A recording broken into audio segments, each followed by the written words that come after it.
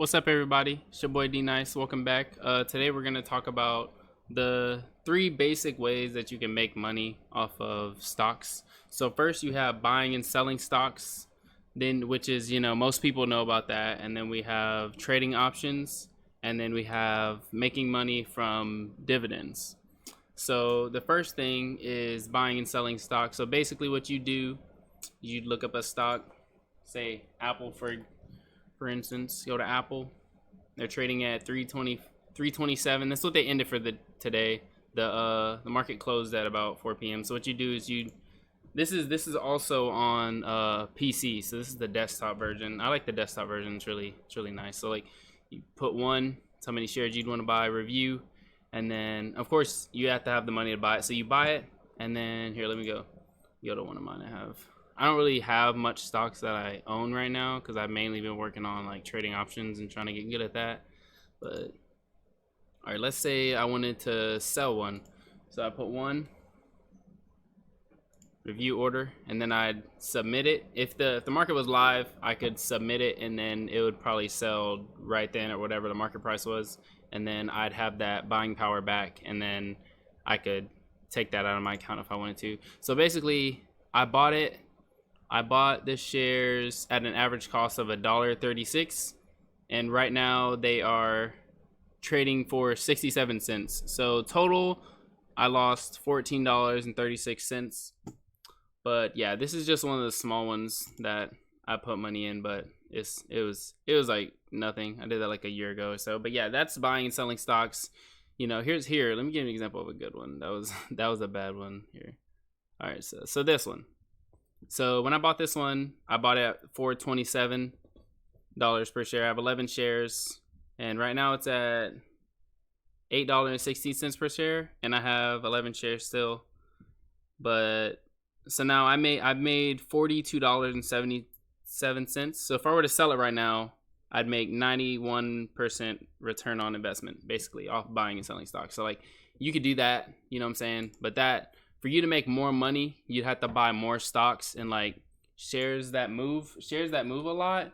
For example, like Amazon, you're like that's 2,100 for just one share, but they move a lot on the daily. Like see, like over the past week, it went up $116, and of course stocks go up and down. You know what I'm saying? So it's not guaranteed that it'll go up, but good companies, they're gonna go up over time. But yeah, then we have trading options. So trading options, most people don't know about. There's a lot of information that goes into it, but I'm gonna just give you the basic rundown. So here, let me go to Apple. So basically, when it comes to options, what you want to do is you want to find a stock that is a good or bad, doesn't really matter, but like the how do I put it? You want it to be liquid, right? So you want to be able to buy and sell pretty quickly on options. So like big companies like Apple, they're traded a lot. Let's see, for this day, let's say if I wanted to buy a call, right? So right here, this is called the premium. This price right here, this is the premium. This is what you're going to pay. And for options, this is the most that you will lose. So let's say you pay $244. With options, if you're just buying calls or buying puts, there's unlimited profit. So there's not like a cap on how much profit you can make unless you do like spread and stuff like that, but we'll get on that later. So today it went up 343%, and it changed. This 244, that is, so option is a contract over 100 shares. So whenever you see these right here, these you multiply by 100. So it's $244 if I were to try to buy one of these. So let's say I bought this and then I wanted to sell it, I'd wait till it went up and then sell it, but you have to sell it before this expiration date.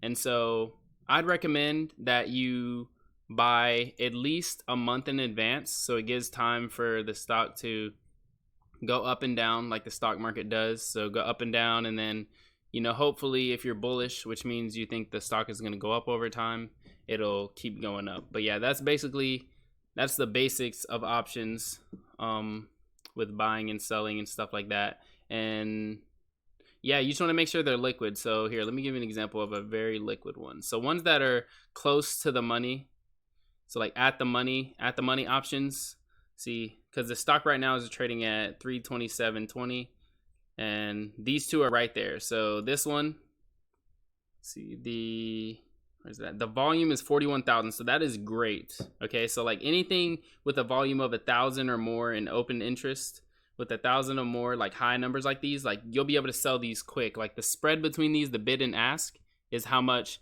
This is how much people are trying to buy it for, and this is how much people are trying to sell it for.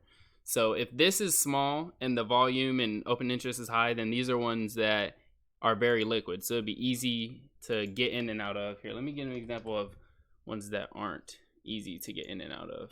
Ones that you wouldn't necessarily, I'm not saying you don't want to trade them, but you just want to be more cautious and you won't make as much usually. Let me see.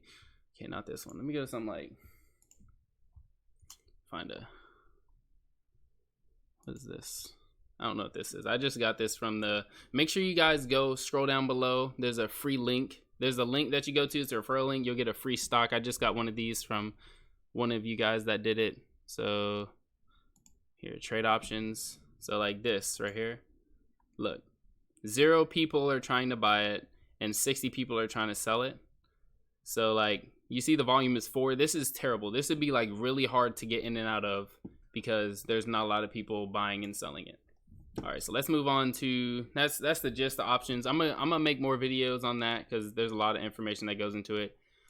But yeah, like these are some options I have. These are spreads. These are debit spreads, and then these are calls. But with debit spreads like this right here, I don't really care about. This is total return. I don't really care about this because debit spreads are worth more towards the end of expiration. But yeah. So here, let me go to, what was I about to talk about? Oh yeah, dividend income. All right, so let's go to Microsoft, for example. All right, so not every company gives dividends. So let me go to, all right, so they have dividends. This is a dividend yield of 1.08% that you'll get. So let's say the stock is, let's say for example, it was trading at $100. So you would get, because the dividend yield is $1, well, 1.08%, you'd make $1.08 per year off that one share. So if you had 100 shares and it was trading at 100 and this was the dividend yield, you'd make $108 per year, and that would be split up into 4 different quarters that you got paid. So out of those 4 quarters, you'd get about 25, 25, 25. But of course, to have 100 shares of this, you'd have to have $18,471 worth of stock in Microsoft. So, you know, it's pretty expensive to go for dividend income, but that's more long-term. Like you buy these stocks and then you keep them and then you get the income and then you just put that right back into the stocks and you like compound your dividend income and you just keep building your portfolio. And that's very conservative. Like that's like more long-term, like a retirement type plan type thing. And yeah, so that's basically it with those 3. If you guys have any questions, feel free. Make sure you scroll down, hit that link, get started. If you have any questions, feel free to comment down below. I'm gonna read all of them, of course. I appreciate y'all chilling with me. Make sure you hit that sub button. Make sure you hit that like if you enjoyed the video. Make sure you turn on them notifs. And make sure you follow me on all my socials. It is D Nice Champion for everything. But yeah, I appreciate y'all, and I will catch y'all later.